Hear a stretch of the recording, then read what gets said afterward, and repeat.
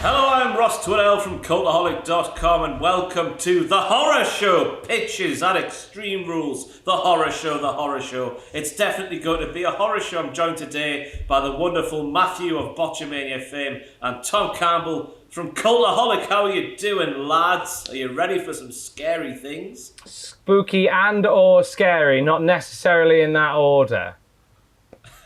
Maffew? I'm scared already. I only found out 5 minutes ago I was doing this, so I'm petrified. Don't peel back the curtain too far like that. We're wonderfully organised here at Cultaholic all of the time, aren't we?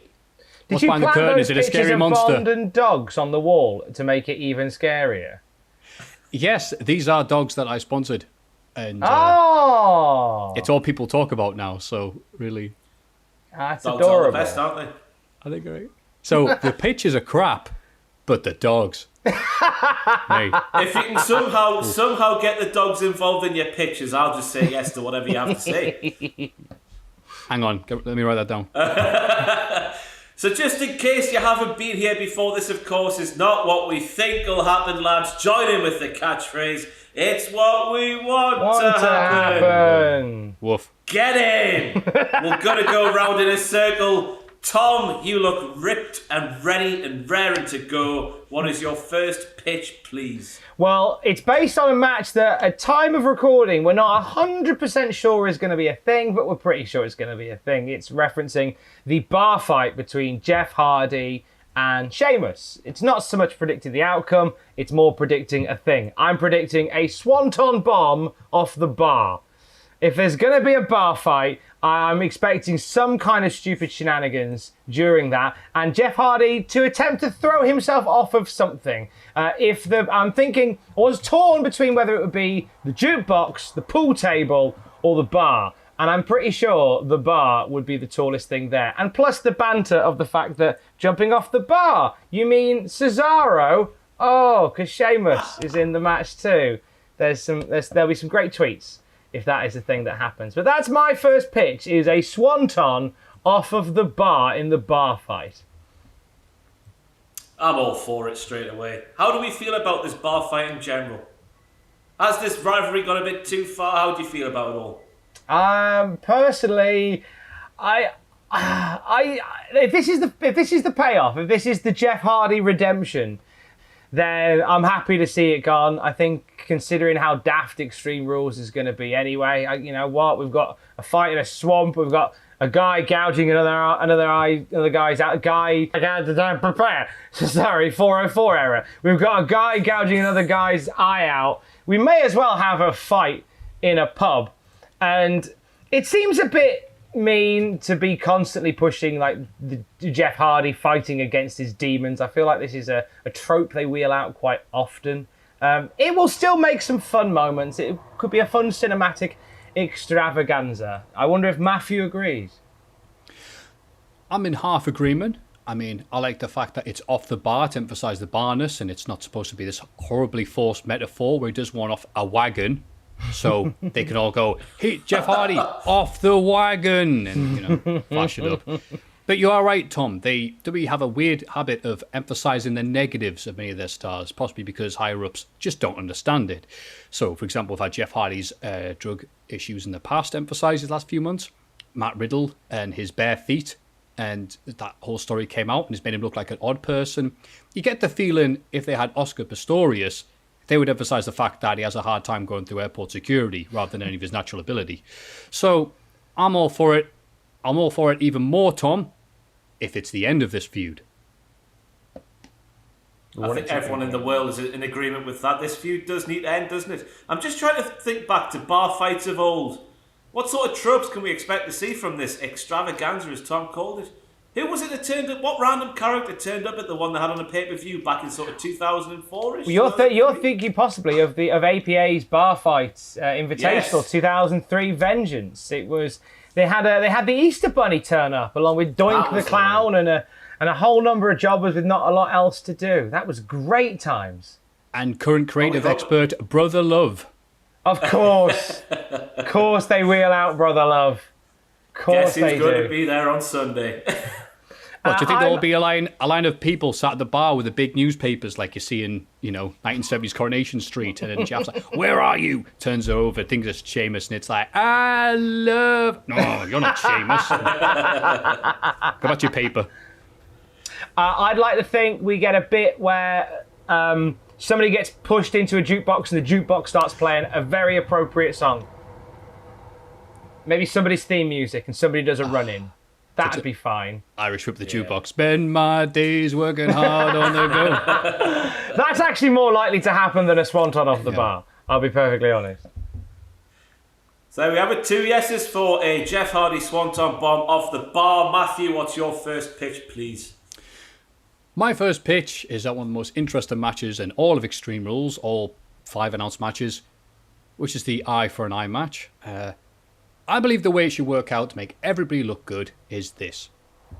Ray somehow manages to overcome the mighty Seth Rollins, because Rey Mysterio's ageless, and he's there, but he's got like a big spike or something, or this pen that I have on my table, and he's like, "Come here," and Seth's like, nah, all these crazy close-ups, like from Kevin Dunn, who wishes he was doing anything but wrestling TV presentation, like, "Nah, not really close up." Like, no, I quit, Ray, I'm sorry, and he's like, "Oh yeah, say you're sorry, whatever, say sorry for what you did to Dominic, I'm sorry," makes him beg, and Seth's crying, he's just sniveling, "No, not my eye, I need that to see, meh," and all this, and Ray's like, "Well, you've cried, I've nearly taken your eye out, but not quite.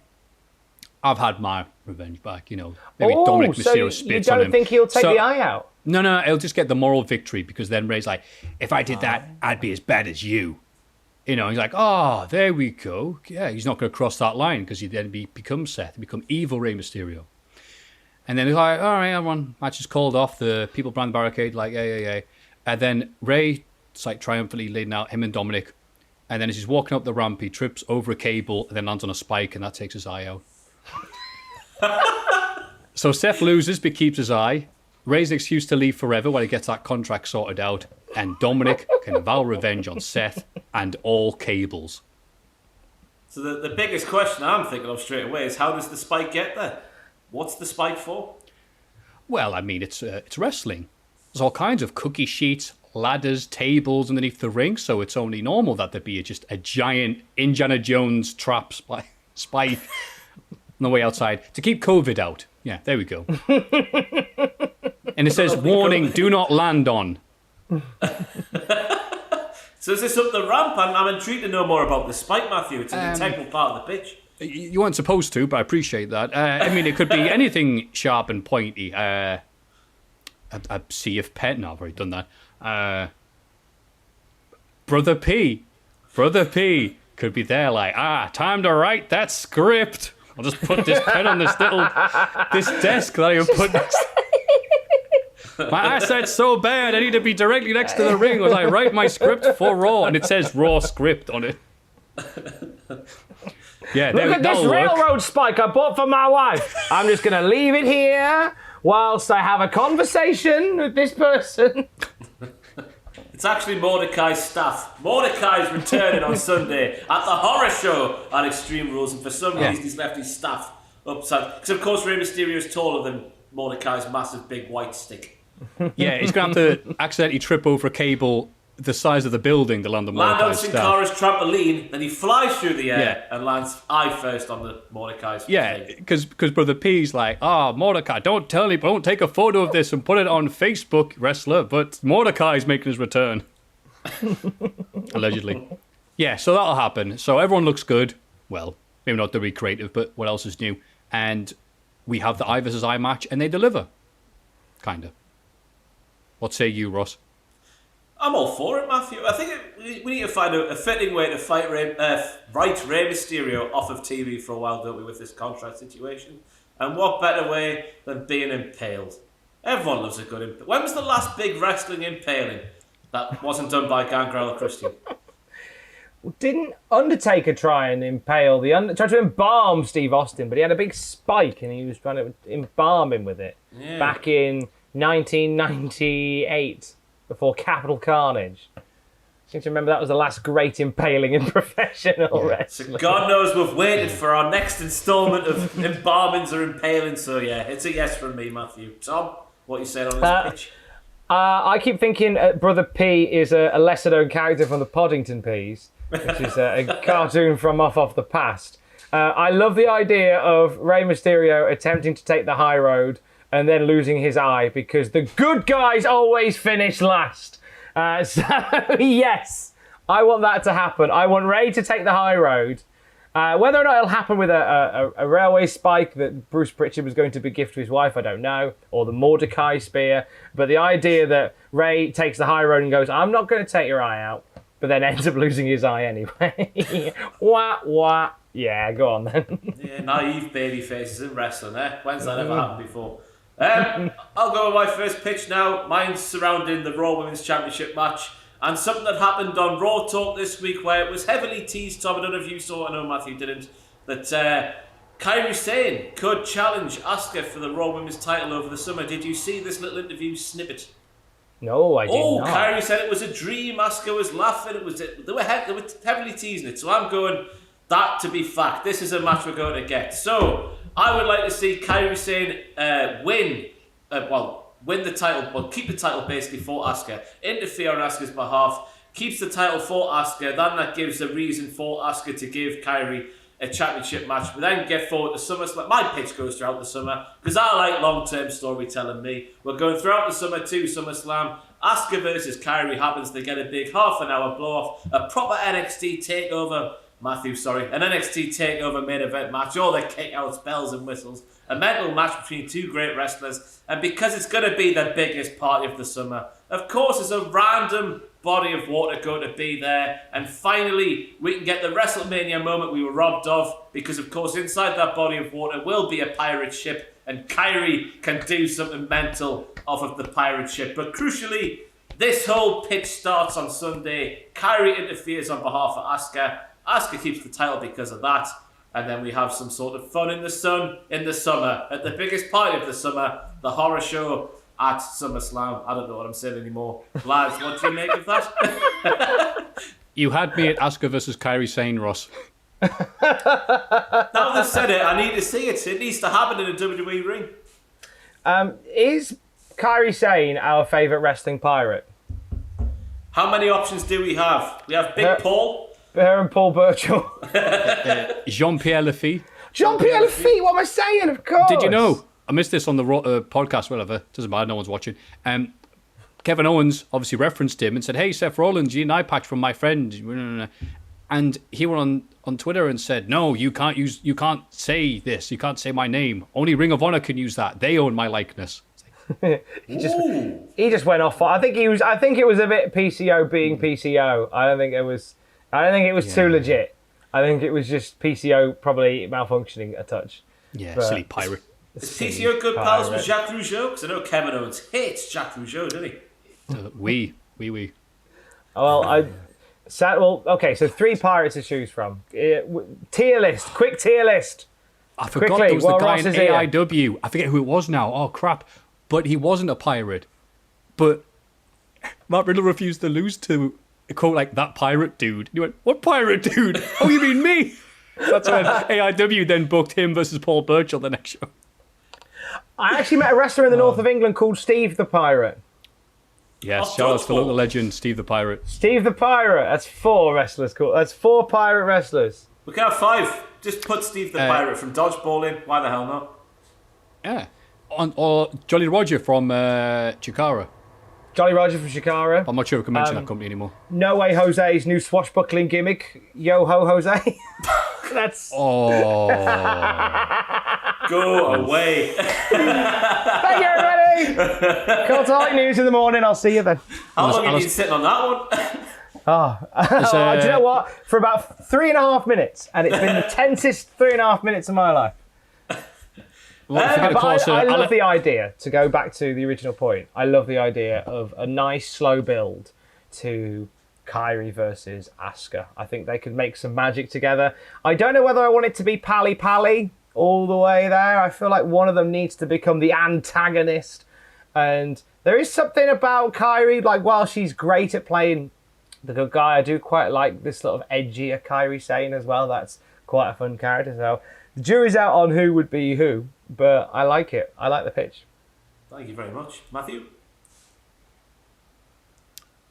100% love it. I love the pirate discussion that it created. Just want to get shout outs to Alistair Blackbeard. And that's it. I've been watching a lot of One Piece. I am pro piracy. There we go. Turned out of context. And yeah, you're right. That's the only long-term planning they could do right now. There's not a lot they are doing. Now that Charlotte, what's her name's gone for a few months. Yes, this is maybe a perfect stopgap. Lovely. Tom, back to you. Similar to what you were saying there, sir, this is a pitch based on the women's title match, but in my pitched head, we don't see Kairi getting amongst it to the extent that you do. However, we do see Asuka leave Extreme Rules as the women's champion, but it's as a result of accidental help gone wrong from Bayley.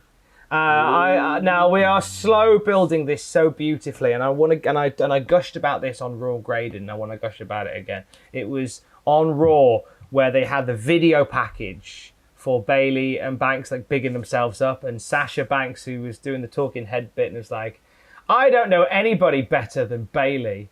And then for a split second looks at the camera. Like, just the tiniest split second just to go, like a little nudge wink to the camera. It's like, oh, I love it. The slow build. These two as tag team champions. I didn't like it at first. I'm all for it now. I think it makes perfect logical sense. They're having a great time doing it. They are having quality matches on all three brands. I'm loving the slow build for Bayley versus Banks. And I'd like to see something that continues to add that little bit of jeopardy between them. It should be Bayley coming out to maybe stop Kairi Sane from getting involved, and in doing so, accidentally leads to the downfall of Sasha Banks in that match. I'm not saying we split them up. Not yet, though. Nowhere near yet. They can reconcile and carry on, but I want to just keep planting those seeds so we grow a nice thicket by the time we get to WrestleMania next year. So that's my pitch. Bayley accidentally costs the match for Sasha Banks. All for it, me. I love the shades of Batista and Triple H from back in the day. We're getting to the point now where we're gagging for it because we're seeing so, and it's so not WWE. It's so not on the nose. It's so subtle in the things that they're doing, like the thing you mentioned there with Sasha's promo package. A few weeks ago, Bayley was having a match and Sasha was holding the SmackDown Women's title around her waist as if it was hers. In the background of the shot though, so it wasn't referenced too overtly. I love all the little things like AJ Styles told us years ago. The wrestling's all about the little things. And this build to the crescendo of them breaking up is all about the little things. So yeah, this one is a little bigger than the little things, but still I think we need to go up the levels, don't we, with this breakup. So this is the next step on that way. So I'm all for it, me. Maffew? Absolutely. This is one of these many feuds that WWE has right now where I'm like, no, they should save it for when there's a crowd there, because a crowd there, it could be great. And yeah, no one knows when that's going to be right now.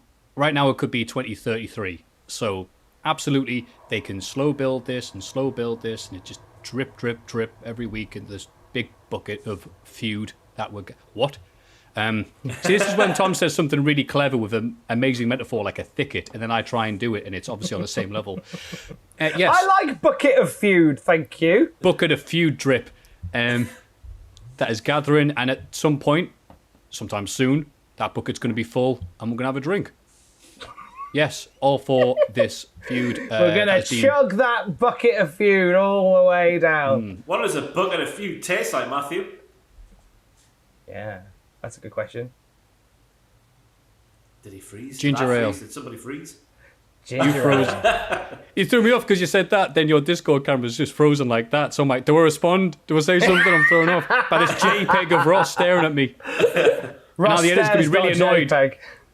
The editor's going to be really annoyed that we're talking over this because this is the bit you cut out. But instead we just got Ross having a really hard think. We'll wait for him to buffer. Am I back? No, you're stood very still. No, keep that pose. I haven't thought of anything amusing for your answer. What would a bucket of feud taste like? Oh, yeah, well, we'll all do it. Just a minute.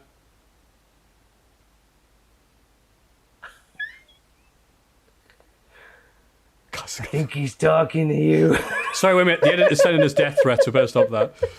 I'm going to say this. The bucket of feud only tastes nice if the bucket is full. Yay! My amazing metaphor brought him back. Yay! He only comes back when the metaphor is finished. That's right. Full stop. Oh, Ross is back. That's it. I don't eat food. I eat metaphors for life.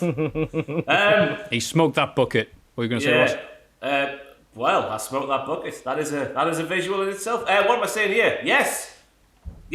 Is it your pitch now, Maffew? I forgot where we are. I completely froze. It is. I could have blanked that. I've had one there just to do less work, but whatever. I think I might as well do one. Being very honest. Right, I'll do the serious one there. Get some variety. One of the best things about Raw, no, it's not saying much, but I'm being a positive person this week, has been MVP. Going around and try and give some of the lads backstage some self-confidence. I think it's worked wonders for Lashley. I've enjoyed him going, yeah, you're right. Lana is crap. Yeah, what am I doing? And then join MVP instead. He got that title shot. And disappointed that it didn't work out for him. But anyway, point is, MVP has used that success to go around and talk to some of the other people on Monday Night Raw. Going, hey, get the lads. And they're like, nah. MVP, somewhat inexplicably, as a match against Apollo Crews, Extreme Rules, for the title. Which is odd, because I think MVP's a bit past it, be having these sort of matches. But I think it's setting up perfectly someone to turn and join the big lads, as they call themselves. And I think that person right now that would be for the best for his career and everything else options would be Cedric Alexander. Very good in the ring, no issues with his ring work. He's got all that work rate, flippy dippy stuff that we all love, but there's just nothing else. He's got had no chance to shine outside of that character in the ring or on the microphone. He's -1 as a character. He's just a guy who's there, who shows up and goes, hello, flip, and that's it. And plenty of them on Raw. But if he shows up on Extreme Rules and shows his loyalty to MVP by helping him win the US title and joins there, not only does he have a feud with Apollo Crews as a result, if Ricochet decides to not go with him, then he can feud with him. And even better, Cedric gets MVP to talk for him. Because MVP has been class. He's been the Tom Campbell of Monday Night Raw these past few weeks. So, what, fat and disliked? That's nice. Oh, that's the I quite liked it. Boo, Tom, Fat dislikes on the channel too often. Yeah, I completely agree. So I've got to ask Maffew. I like this pitch. The one thing that it breaks for me is the whole thing of whenever there's a heel turn, like, you have to suddenly retcon why the person that is aligning with the person attacked the person the previous week, because Cedric attacked MVP on Raw this past week, which in my head would almost sort of nullify that being a thing, because the whole idea would be, if he's going to turn heel, you keep it, you got to keep them separated. But it's wrestling, so logic can and does go out the window quite often. Bully Ray became the leader of Aces and Eights Slammiversary this Saturday, and so there's stranger things have happened in professional wrestling. So, now what? I think it would do him the world of good to join the Hurt Business. I think he would look smashing in a suit. Those three together wearing suits. I think that we're building a very nice team here, and Cedric would be a handy addition to it. Ricochet and Apollo Crews teaming up against them. You've got a nice little thing there over the summer. I like it. And to deal with what you said, the very valid point of, wait, didn't he just attack him? I have one expression straight from 1998 from you. It was a setup all along. We've been watching enough SmackDown from 1999 and 2000, sir, that we should know better from this. Yeah. Cultaholic Classic SmackDown Review Tuesdays on the podcast feed. Cheap plug. So there is history with this sort of thing happening. So it's very likely. He just gets the mic and says Deus Ex Machina and just kicks Apollo Crews. Retcon. What say you, Ross? Yeah, I'm all for it. There's no worse when you've got such a talented wrestler like Cedric Alexander, but he's got no character to get behind whatsoever. So when you watch him do all these amazing moves in the ring, you just feel nothing, because you just don't care. You don't care about the character of Cedric Alexander, because there is none. But I'm interested, Maffew. We've got MVP as the sleazy nightclub man. We've got Bobby Lashley as the big, hurty man. What is Cedric Alexander in the Hurt Business in your eyes as this heel character? What is he? The guy who carries the bags. No. So the future owner of the company, then? Oh, yeah, exactly. Triple H being world champion. Oh, that'll be the day. No, I haven't thought about what he'd offer the table. Bring to the table. I love mixing me metaphors. You don't believe me? Check my bucket. I just believe that there's a story there that would get people invested in it, because right now there's too much emphasis on work rate and flippy dip stuff. This is something that'll make people go, oh, he chose MVP. He chose his career over his mates. And that's enough to make you go. And there's enough there for him to go, yeah, I might be low down on this because MVP's got this title. Lashley's made huge in the main event. But I'd rather be there than be your mate. It's like, oh yeah, hate to see you. I like it. I hope that answers your question because I didn't have an answer for it. No, it was good. I'm happy with that answer. So I'm going to go back to Seth versus Ray for my Wait, do I get a thumbs up? Yeah, definitely. All the thumbs, Yes. all the thumbs, all the way up. Done good. Oh. Good this week. Right up. They're up there. Wait. Thumb Gone, in Ross. the arse. I'm going back to Seth versus Ray, and once again I'm going past the pay-per-view with my pitch. I would just like Seth Rollins to lose. Seth Rollins' eye somehow rolls around the ring. But it's the character after Extreme Rules for Seth Rollins with one eye that I want to focus on, because we've all seen Anchorman, haven't we? We all love Anchorman. I just want to see Seth Rollins be basically blind Ron Burgundy. And obviously, because Seth Rollins will have lost an eye, Seth Rollins cannot wrestle. I don't care what you say, Seth Rollins can't wrestle. I know we saw Rey Mysterio with his eye patch on, and somehow, even though he was partially blinded, he was medically cleared to wrestle. We've seen that, but with Seth Rollins losing an eye from his head, he can't wrestle. So that sets up the possibility for Seth Rollins to leave Becky Lynch and a child to one side for the minute, move into a lighthouse on his own for some time, and we have to have the lighthouse. We have loads and loads of segments with Buddy Murphy and Austin Theory, if Austin Theory is still a thing in the wrestling, turning up to Seth Rollins' lighthouse and all the hilarity they get up to. We can have Seth Rollins quoting Ron Burgundy saying classic lines like, "I wake up screaming in terror because of the blackness and I think I'm dead." Seth Rollins drinking half a bottle of ketchup because he thought it was a 1946 bottle of Chateau Neuf de Pep. We have all of the classic ones. Seth Rollins can't hear them because he's blind. Just imagine the weeks and the months and the years of hilarity with Seth and Buddy and whoever else in the lighthouse having all kinds of fun. But most importantly, you're probably sat there thinking, Ross, how do we get out of this? How do we get out of Seth Rollins being blind? And I'll say to you simply, he is the Monday Night Messiah. He can heal the blind. So he can heal himself whenever the time is right. But there we have it. Seth Rollins to basically become Ron Burgundy as a blind, bitter, silly man. I'm a fan. The silence, I don't know how to take the silence. Give us a second, Ross, we're recovering. Just give us a second. I'm a fan. I like the idea of Theory and Murphy popping around to visit him and Rollins taking a bunch of nuts and bolts out of the oven. Yeah, I've got something. Who's the brick in that situation? Who's the guy who picks up the nuts and the bolts and bites it? Murphy, obviously. Quite obviously. I love this. I like the idea on a broader level of Rollins, just the madness of Seth Rollins that follows losing an eye. And just how, and just this dishevelled, broken man living in a lighthouse. I am so on board with this. Wrestling is at its absolute best when it's nonsense, and something like this, like Rollins just becoming a recluse. The way to get around the eye thing is you do the Family Guy bit where you just see Seth Rollins leaving a stem cell facility with both eyes back. He just goes, "Why are we not funding this?" That's it. You've got it now. You're sorted. His eyes are back. But I like the idea of Rollins going mad and living in a lighthouse. What a day. What do you reckon, Matt? First of all, thank you for reminding me of the existence of Anchorman 2. Hey, that film gets a rough time. I enjoyed Anchorman 2. It was good.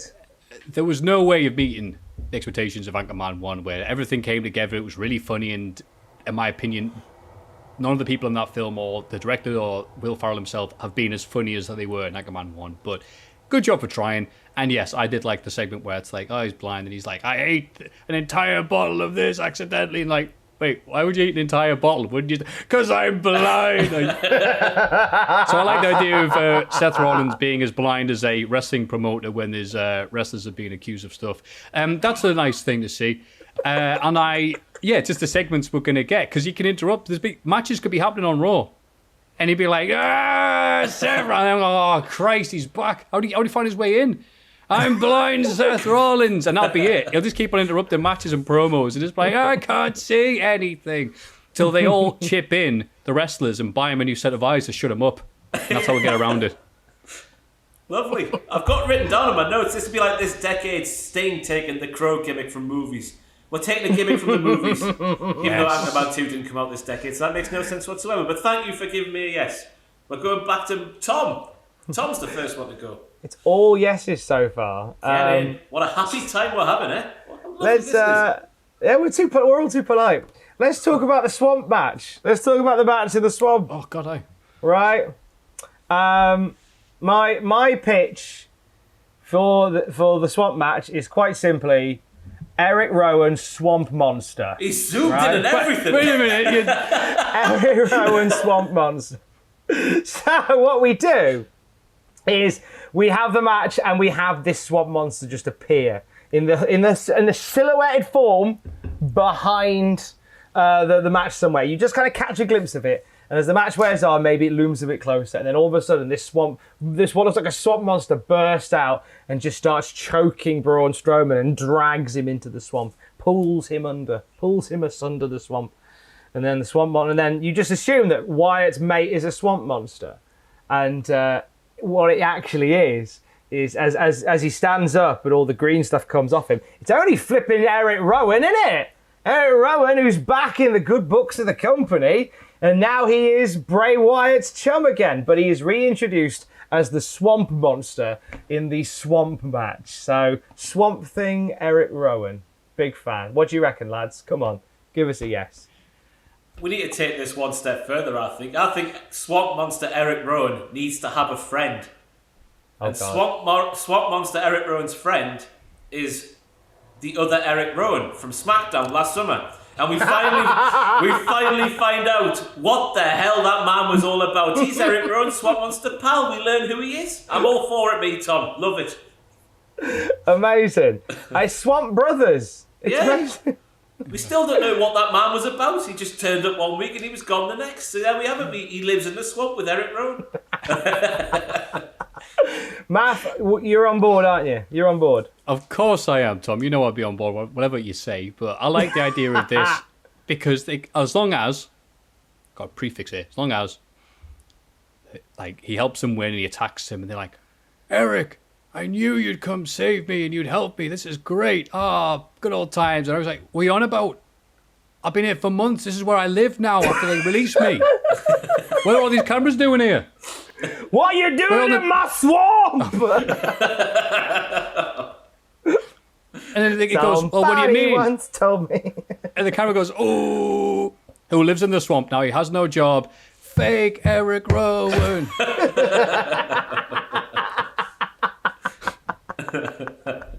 Well, guys, Extreme Rules is going to be the best show ever. It is. If they do this, so far as a go by. It could be the best or it could be the worst. It depends how silly they take it, isn't it? Okay, right. That's my three. That's my three. Yeah. That's my three. I'm done. Wins. I'm spent. So Come on. It's mine now. It's kind of serious, cast. Not. We still don't know what match stipulation Dolph Ziggler is going to pick. Extreme Rules. And I think one little sneaky idea I've had is get ready. And Drew's like, oh, I'm ready.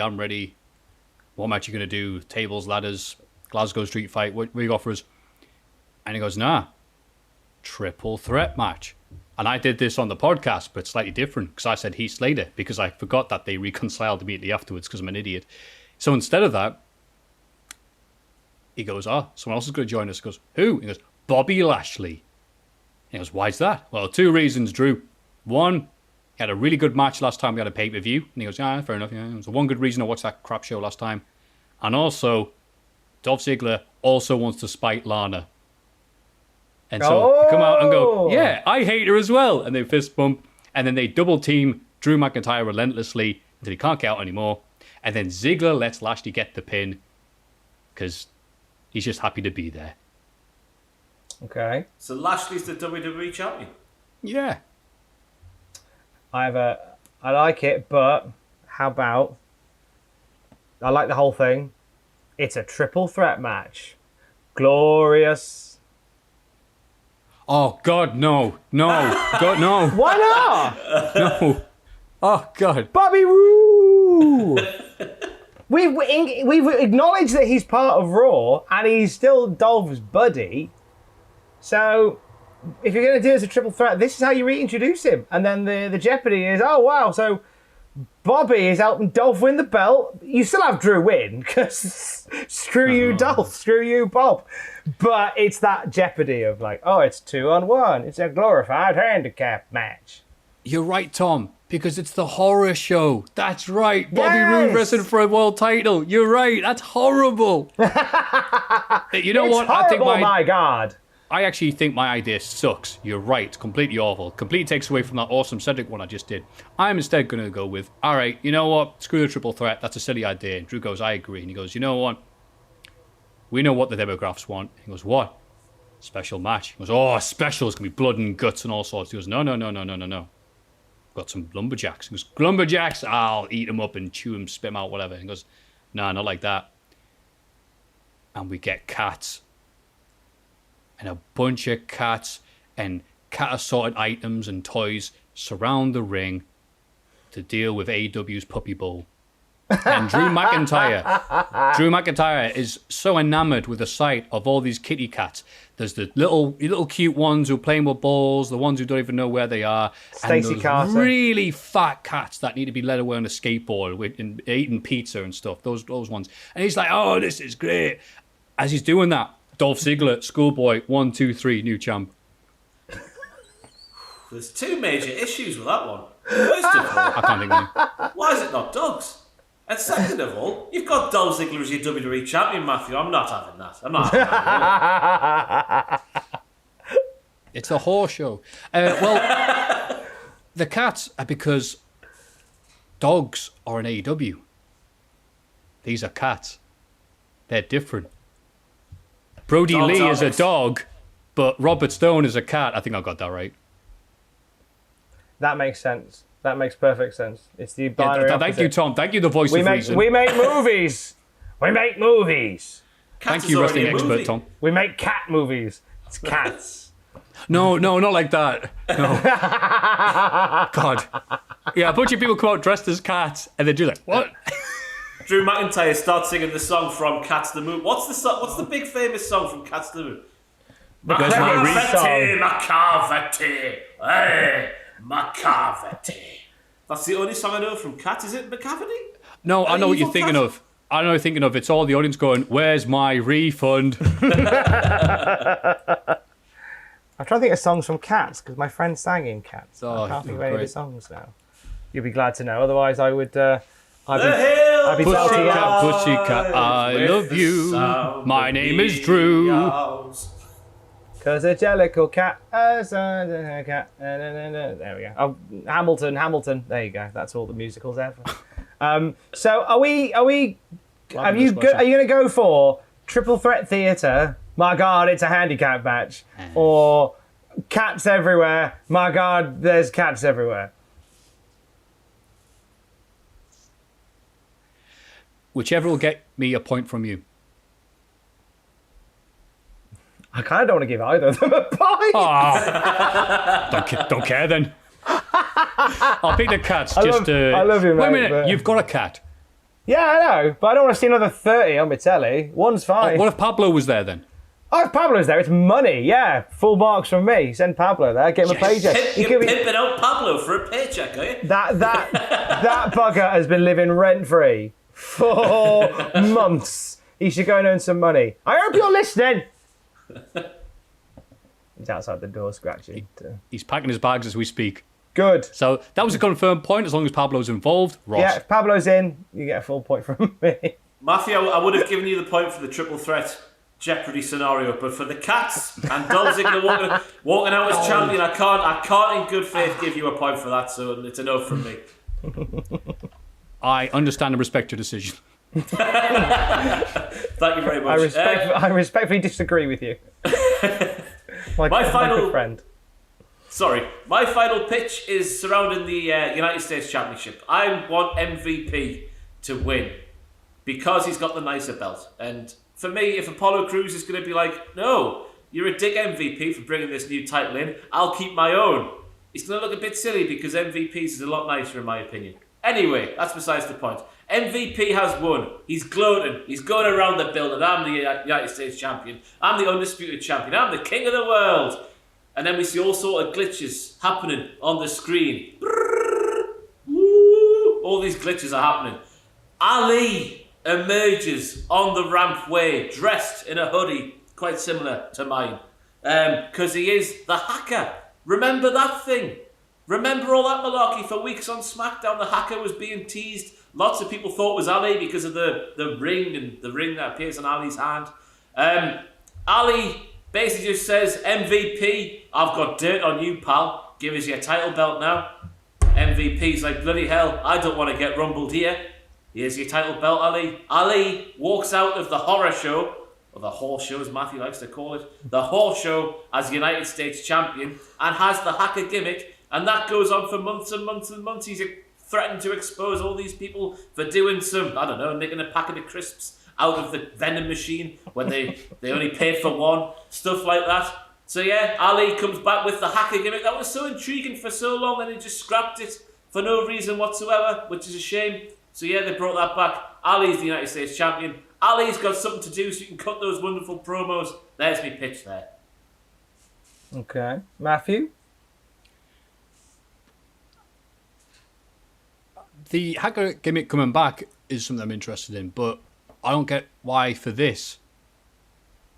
There's no, MVP hasn't done much to deserve a hacker coming out and going, no, wait, now's my time to shine. Now you have a bunch of lads with you. He's been a manipulative bastard on Monday Night Raw for a few weeks now. He's got Bobby as his, putting his services on the line, with MVP being his manager. Maybe Ali really likes Bobby Lashley. He's like, no, Bobby, you need to get away from him. He's bad news, him. I didn't think that bit through, Maffew. I just want to see the hacker brought back, and I want to see Ali do something. Apparently, Ali's on Monday Night Raw superstar as we speak now. Apparently, he was shifted over on the sly. Is that right, Tom? You're the yes, he is. Yeah, he hasn't appeared yet, but apparently he's on Monday Night Raw at some point. And we'll see what. And hopefully, it does lead to something. I like the idea of the hacker story being wrapped up properly or continued on Raw. I like how it goes in your description there. It kind of goes from a kind of justice warrior with elite hacker skills. It turns into basically what sounds like a blackmail artist. Correct. Who's just gone like, oh, hey, I saw what you did. I'll come look at that photo. All right, 20 quid. It sounds a bit like, and where does this nightmare end? Very soon, Ali is going to be going up to everybody's laptops and installing little cameras that turn themselves on to catch them having a little, money in the bank when no one's watching. It ends when he takes control of WWE from Vince McMahon. Do you know what? For that, the idea of a Mustafa Ali statue being built in the foyer of Titan Towers. Down for that, actually. Yeah. I like it. What do you reckon, Matt? Yeah. I like a lot of WWE stuff. I don't think the setup is that good, but we're in a lockdown, so we can hardly criticise that, using the power of Discord to get together for this. So, yeah, all right, so that may be a bit suspect, but the landing could be good. If suddenly he becomes the reason for everything happening. Why is this guy in Raw and SmackDown? Why is this guy... Where's Austin Theory? Aha! Hacker man! Wait. Vince McMahon booked this. Are you sure? Let me check his... Yeah. Sent an email. His first one ever. Good, yeah. Yes, I did this. Signed Vince McMahon. Oh, all right, yeah. Guess not. Don't tap guess on the Ali's email getting a title address, shot tonight. Because it'll say like vince.mcmahon@zx4tpyxq.net. Yeah, you still got like a HTML signature at the bottom. I am definitely Vince McMahon. Please click here to authorize. It's still real to me, damn it, Vince McMahon 2020. Oh, must be him. Yeah. It's gotta be him. Yeah, with the complete absence of not much going on Raw, yes, I am pro hacking. Do you want to say that? I'm pro Ali. Yeah, there we go. Pro Ali, yeah. And he's a former copper, so he might have all those surveillance footage, technology stuff. So. It's like, have you seen that Unsolved Mysteries thing on Netflix? It's like the second. Have you seen it, Tom? Yeah, we watched the first episode last night, and it was the abductions and stuff, and turned out that it was kind of sort of solved at the end. So that's a lie. But the second episode, Tom, I'm not going to say too much to spoil it for you, but there's sort of like a male Carol Baskin involved, and he has a degree in criminology, I think it is, which sort of would allow him to sort of do the things he did and sort of maybe get away with something if he was indeed guilty, which we don't know because it was unsolved. Well, that is me and Alex's hot, steamy night tonight then. So, yeah. We're going to be having a cup of tea and watching Unsolved Mysteries. Oh, I'm rubbing my thighs. But yeah, Ali being a copper in a previous life would help add more layers to this story like an onion. So maybe he doesn't go after MVP. The crux of this pitch is Ali rocking up as the hacker and somehow getting some way on the show, at the horror show, at Extreme Rules. So yeah, it's just such a shame how they just scrapped that with no rhyme or reason, isn't it? Really a shame. It's like they just can't seem to finish GTV, can they? But at the same time, this is the third change in backstage development. We start off with Bischoff. He went. We've had Heyman. He went. Our brother Love's around. So a lot of these storylines, they've had a lot of storied histories. And I also like the fact, bring it back to dogs, Ali could have a police dog as a sidekick. And one of those Action Man police dogs that has with like... a little thing on the eye. Yes. Like if you're running from him, like, where's he gone? And points to the laser eye. He goes, I see him in the darkness. Believe it or not, there is a police dog on the indie scene. Is there? What? Officer Magnum, who is the dog owned by Solo Darling, formerly of Chikara. She has a dog she brings to the shows called Officer Magnum. If you are looking for a police dog for Ali, I'm sorry, Solo Darling, I know you're a grafter, but we are offering a contract to Officer Magnum today. We are offering your dog a contract instead. Have Googled, can confirm. Yeah, Officer Magnum. What Real type of thing. dog is Officer Magnum? A police dog. He's a good boy. They're all good boys. So there, we got half yes there for that one. I'm giving it a full yes. Oh, a full yes. Thank you very Full much. fat Matthew. yes over here. Yeah. I mean, part of me wants to spite you, but I'm going to rise above. Wow. Because Do a we have police dog wouldn't be like that. No. A 1-0 pitches video, I think. Did we have 1-0 just for the Dolph Ziggler being world champion pitch? Scandalous, Maffew. We were too polite today. We were all too polite today. We thought we're just... it's, you know what, there's enough sadness in lockdown. What we need to do is, start telling some feel-good stories, to quote Triple H. So let's everybody get yeses. And let's all enjoy Extreme Rules, the horror show. In particular, Eric Rowan, Swamp Monster. There's the camera zoom once again. There we have it. There's our pictures. Let me know. Well, let us know what you think in the comments down below. We can't wait to hear how much you hate them all. Let us see your pictures for the horror show at Extreme Rules on Sunday. Would love to hear them. They're probably better than ours. We're crap at our jobs. I've been Ross Tweddell from Cultaholic.com, joined by Maffew. Any closing thoughts, Maffew? Please leave us your thoughts in the comments. We won't read them. Any closing thoughts? I have to actually pick up my webcam to do that, by the way. I'm on my Eric laptop Rowan, here. Swamp Monster. Stay closing safe, thoughts, love you, Tom? bye. Bye. Is that the end of the video? We'll just end it there. Why the hell not? Richard, end Bye. it. Never end it, Richard. Keep it going. It's fun, this, actually. You should do this every week.